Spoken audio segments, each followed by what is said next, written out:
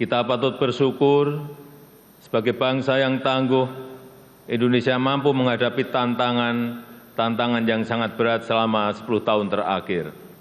Mulai dari pandemi COVID-19, gejolak politik global, perang dagang, dan berbagai ancaman krisis, serta perubahan iklim yang menimbulkan banyak bencana. Alhamdulillah, walau diterpa banyak tantangan dan ketidakpastian, kondisi politik dan ekonomi kita tetap stabil, bahkan mampu tumbuh secara berkelanjutan. Pertumbuhan ekonomi Indonesia selalu terjaga di kisaran 5%, lebih tinggi dibandingkan rata-rata pertumbuhan global yang sebesar 3,4%. Penambahan tenaga kerja baru sebanyak 21,3 juta pada periode 2015 hingga 2024. Rasio utang kita juga menjadi salah satu yang paling rendah di antara kelompok negara-negara G20 dan ASEAN.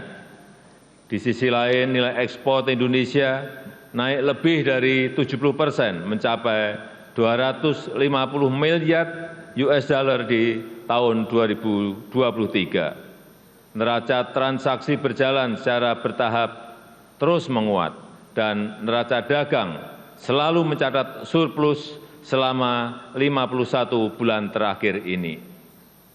Indikator kesejahteraan masyarakat juga meningkat signifikan. Tingkat pengangguran turun menjadi 4,8% di tahun 2024. Tingkat kemiskinan turun tajam menjadi 9,03% di tahun 2024. Angka kemiskinan ekstrim juga turun signifikan menjadi 0,83% di tahun 2024. Selain itu, kita juga telah merasakan kemajuan pembangunan infrastruktur yang Indonesia sentris, mulai dari jalan tol, jalan nasional, bendungan, irigasi, pelabuhan, bandara, pembangunan IKN, dan masih banyak yang lainnya. Kita juga bekerja keras untuk membangun SDM yang unggul, yang berdaya saing, yang produktif dan inovatif melalui reformasi pendidikan, transformasi sistem kesehatan, dan penguatan jaring pengaman sosial. Bantuan pendidikan terus diberikan untuk masyarakat miskin dan rentan. Program Indonesia Pintar untuk pendidikan sekitar 20 juta siswa per tahun diberikan. Program KIP kuliah dan bidik misi untuk pendidikan 1,5 juta mahasiswa, serta beasiswa LPDP untuk pendidikan sekitar 45.000 mahasiswa. Selain itu, upaya perbaikan sektor kesehatan juga menunjukkan hasil yang baik. Angka kematian bayi turun dari sebelumnya 27 per 1.000 kelahiran menjadi 17 per 1.000 kelahiran di tahun 2023. Angka prevalensi stunting turun dari sebelumnya 37% menjadi 21,5% di tahun 2023. Jumlah peserta Jaminan Kesehatan Nasional JKN juga meningkat dari sebelumnya 133 juta menjadi sekarang 273 juta di tahun 2024, di mana separuh dari jumlah tersebut adalah penerima bantuan iuran dari pemerintah. Ketua, pimpinan, dan anggota Dewan yang saya muliakan, ke depan peran APBN harus kita manfaatkan untuk memperkokoh lompatan kemajuan, sehingga Indonesia bisa keluar dari middle income trap, yaitu dengan memanfaatkan bonus demografi, melanjutkan transformasi ekonomi, meningkatkan daya tarik investasi, dan membuka lebih banyak lapangan kerja, sehingga penyusunan RAPBN 2025 didasarkan pada asumsi dasar sebagai berikut. Inflasi akan dijaga pada kisaran 2,5%. Pertumbuhan ekonomi diperkirakan sebesar 5,2%. Dan karena kondisi ekonomi global yang masih relatif stagnan, pertumbuhan ekonomi kita akan lebih bertumpu pada permintaan domestik, sehingga daya beli masyarakat akan dijaga ketat dengan pengendalian inflasi, dengan penciptaan lapangan kerja dan dukungan program bansos dan subsidi. Pemerintah akan terus mengupayakan peningkatan produk-produk yang bernilai tambah tinggi, yang berorientasi ekspor, yang didukung oleh insentif fiskal yang kompetitif dengan tetap menjaga keberlanjutan fiskal. Bauran antara fiskal, moneter, dan sektor keuangan akan dijaga untuk mengakselerasi pertumbuhan ekonomi dan menjaga stabilitas sistem keuangan kita. Nilai tukar rupiah diperkirakan akan berada di sekitar 16.100 rupiah per dolar Amerika Serikat. Suku bunga SBN 10 tahun berada di 7,1% dan pemerintah akan selalu responsif terhadap dinamika moneter dunia. Harga minyak mentah Indonesia diperkirakan berada pada 82 dolar Amerika Serikat per barel. Lifting minyak diperkirakan mencapai 600.000 barel per hari dan gas bumi mencapai 1,005 juta barel setara minyak per hari. Ketua, pimpinan, dan anggota Dewan yang saya muliakan, arsitektur APBN 2025 adalah pilar penting untuk menjaga keberlanjutan melalui penguatan berbagai program unggulan yang berkesinambungan dari pemerintah sekarang ke pemerintah yang akan datang. APBN 2025 dirancang untuk menjaga stabilitas, inklusivitas, dan keberlanjutan untuk meningkatkan kesejahteraan dan pemerataan melalui pertumbuhan ekonomi yang inklusif dan berkelanjutan. Kita harus terus melanjutkan reformasi struktural, menjaga kebijakan fiskal yang sehat dan kredibel, serta meningkatkan kolaborasi kebijakan fiskal, moneter, dan keuangan. Desain belanja dan pendapatan serta pembiayaan perlu dirancang fleksibel dengan menyediakan ruang fiskal untuk mengantisipasi ketidakpastian dan mendukung keberlanjutan pembangunan dalam transisi peralihan pemerintahan.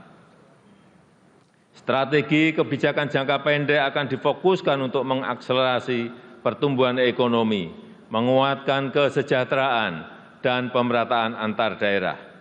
Makan bergizi gratis diarahkan untuk meningkatkan gizi anak, sekaligus memberdayakan UMKM dan meningkatkan ekonomi masyarakat kecil di daerah. Program makan bergizi gratis dilakukan secara bertahap, diselaraskan dengan kesiapan teknis dan kelembagaan, serta tata kelola yang akuntabel. Program percepatan renovasi sekolah untuk meningkatkan akses, kualitas, serta link and match pendidikan dengan dunia usaha, serta pembangunan sekolah unggulan dan ekosistem pendidikan yang kondusif juga akan dikembangkan. Dan untuk mendorong produktivitas, menjaga pasokan dan keterjangkauan harga pangan, diperlukan penguatan lumbung pangan dan jaringan irigasi.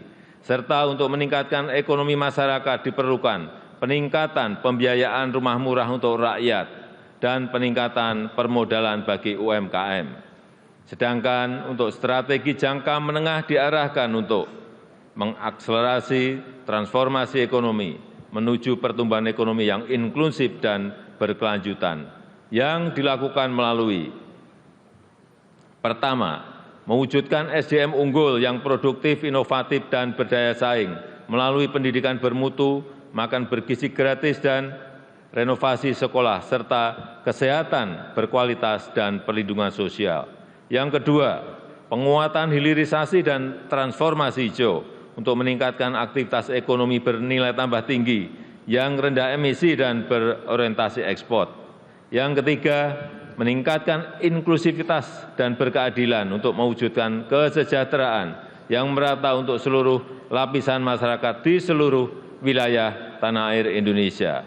Keempat, melanjutkan pembangunan infrastruktur sebagai pendukung transformasi ekonomi, khususnya pembangunan infrastruktur di bidang pendidikan, pangan, energi, dan konektivitas.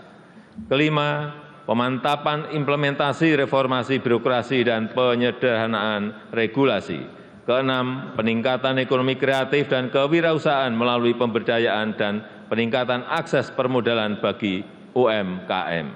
Ketujuh, penguatan pertahanan dan keamanan serta kemandirian pangan dan energi. Yang kedelapan, penguatan nasionalisme, demokrasi, serta penghormatan dan penegakan hak asasi manusia. Ketua, pimpinan, dan anggota Dewan yang saya hormati, RAPBN 2025 juga menekankan pada optimalisasi pendapatan, belanja yang berkualitas, dan pembiayaan yang inovatif. Rasio perpajakan akan terus dioptimalkan untuk memperkuat ruang fiskal dengan tetap menjaga iklim investasi, keberlanjutan dunia usaha, dan melindungi daya beli masyarakat. Belanja akan dijaga benar-benar efisien dan produktif agar selain mendukung program prioritas pemerintah, juga dapat menghasilkan multiplier effects yang kuat terhadap perekonomian. Inovasi pembiayaan yang fleksibel dengan kehati-hatian yang tinggi akan terus ditingkatkan melalui kerjasama pemerintah dan badan usaha, penguatan peran lembaga pengelola investasi, dan pendalaman pasar keuangan. Gambaran besar arsitektur RAPBN 2025 adalah sebagai berikut.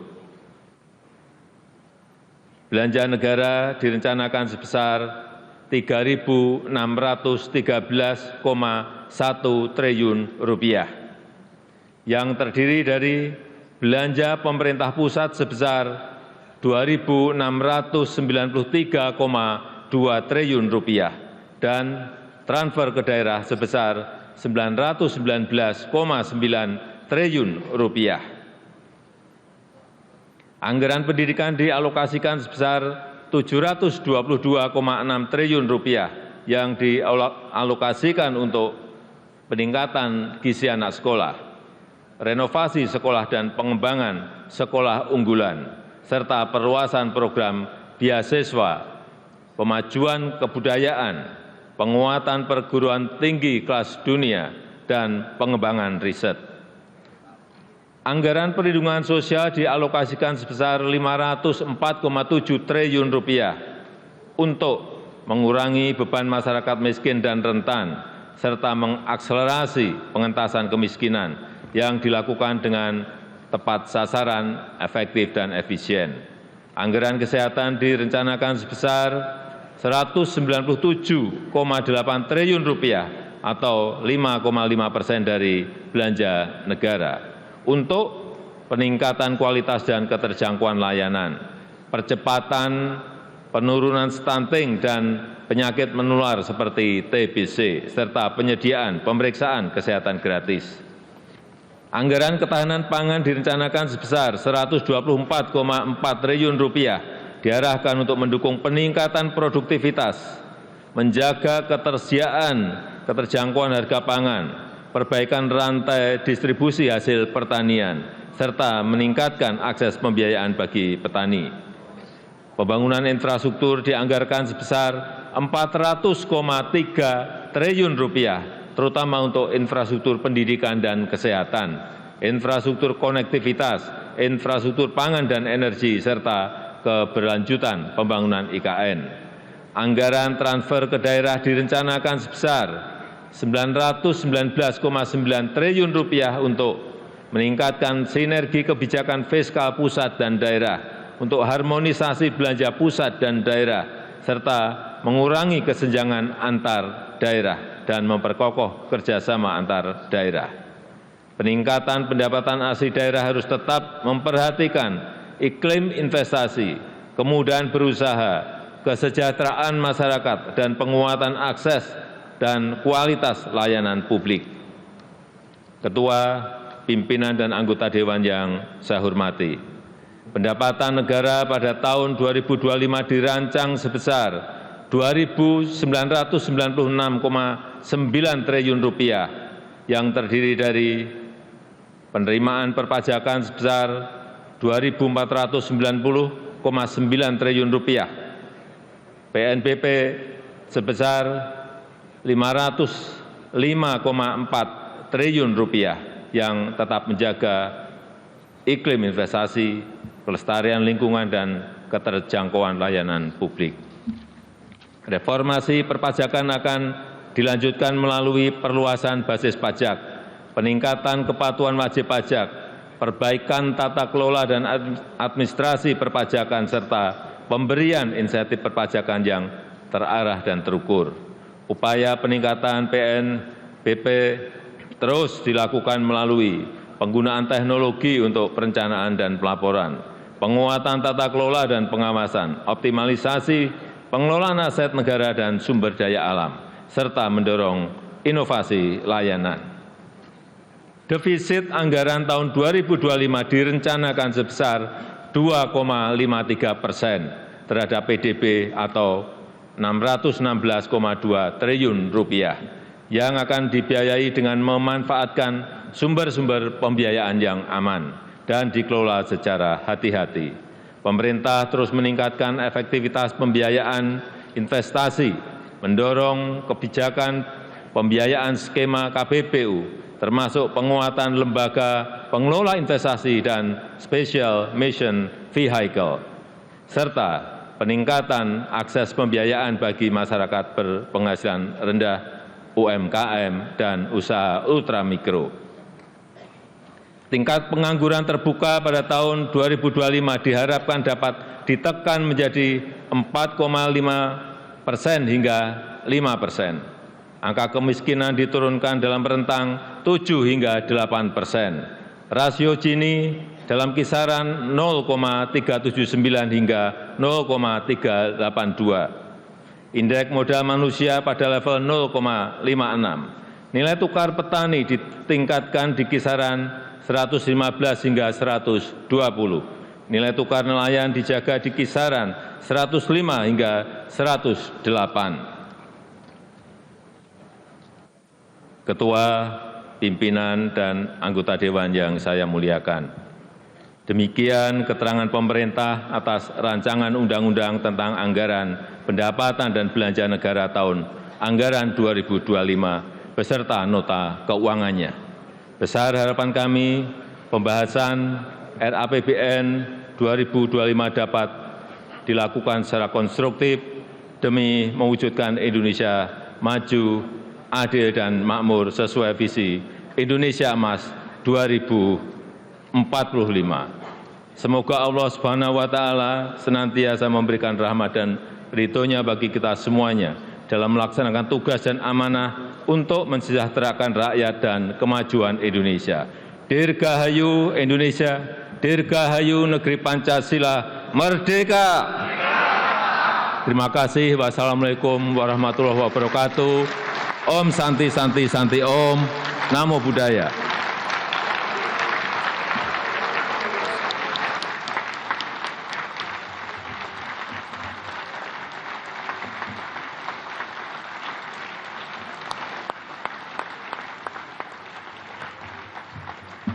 Jelajahi cara baru mendapatkan informasi. Download Metro TV Extend sekarang.